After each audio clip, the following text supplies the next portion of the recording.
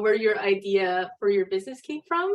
It came from my personal experience. A little bit about history of me. By the way, the business is a real estate syndication software that helps syndicators save time and money, and that allows them to manage their deals and investors. A little bit about me. I started with single family investing, and in 2019, I did my first multifamily syndication.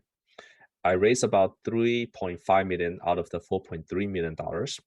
And it was a 172 unit apartment complex in Dallas, Texas. Then in 2020, we did a 408 unit. 2021, we did a 236 unit. And this year we did a 208 unit. On my first deal, I was using DocuSigns to do all the paperwork. So there were about 70 plus investors. I had to manually prepare the DocuSigns for them. They sign it, they send it back. I countersign. I send them an email with wire instructions. They also send it back. And I thought it was very inconvenient. And then 2020, when we did the 408 units, we use a third-party software, a vendor, and the experience was good, but not great. And so at that time, I started thinking, and I was telling Ed, who is my real estate business partner, that I can probably build this better, because I was living in this very interesting world where I was an engineering manager at Lyft at the time. And I felt that the engineering that I was coming in contact with every day is such higher quality than the tool that I was using in my day-to-day real estate journey. So I have always wanted to marry the two per se, or introduce one to another, but I never had the gut, I guess, to quit my job, because I also in what's called a golden handcuff. But I think that kind of edge becomes stronger and stronger, especially after I used the non-DocuSign, the actual software. It was kind of clunky and cumbersome. It was expensive. It was like $12,000 a year. And I thought, this is not that hard to build. So 2021, we built our first version of the software, and I used my own software for the race. At the time, I was still working full-time at Lyft. So when I was raising money for that deal, I couldn't disclose to other people that I owned the company. And that was actually really good, because that gave me the most candid opinion. And my LPs were like, oh, I actually like this new software better than whatever you were using last year. I was like, that cannot be true, because the other company is like $1 billion company. So that was the impetus for me to quit my job. It was only afterwards that I kind of justify or rationalize that was a good thing. At the time, I didn't know. I just trying to solve my own problem. The good thing about solving my own problem is that talking to customers is really easy. I basically just needed to talk to myself. And I like talking to myself. I talk to myself every day, right? So every time when I want to do a feature, the first litmus test is, do I want this or do I not want this? Sometimes I'm wrong. Sometimes I'm not representative of the population. But 95% of the time, my experience is representative of the population, or I was able to extrapolate myself into the general population. So that has been a huge blessing.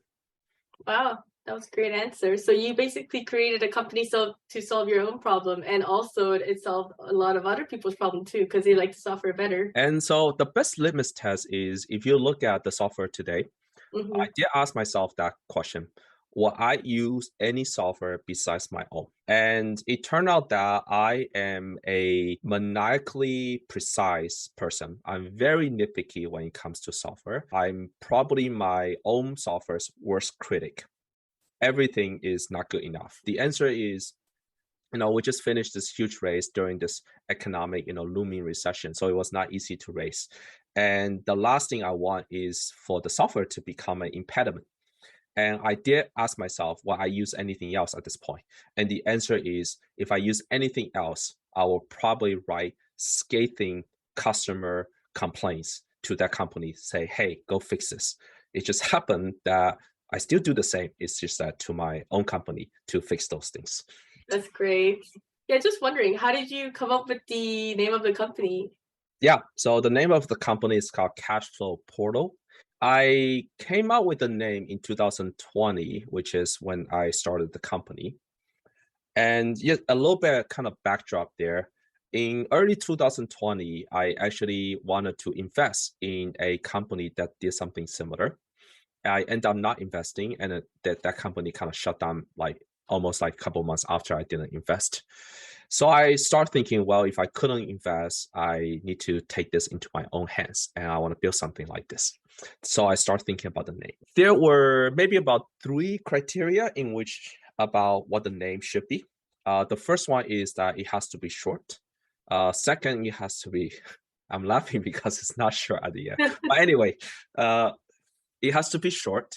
Mhm. It has to be, once people hear it, they get it. They don't have to like guess what does that even mean. And the last thing is I don't want to spend too much time on it, knowing that I can change it. I believe that when Jeff Bezos came up with the idea for Amazon, it wasn't called Amazon. It was called Cadabra.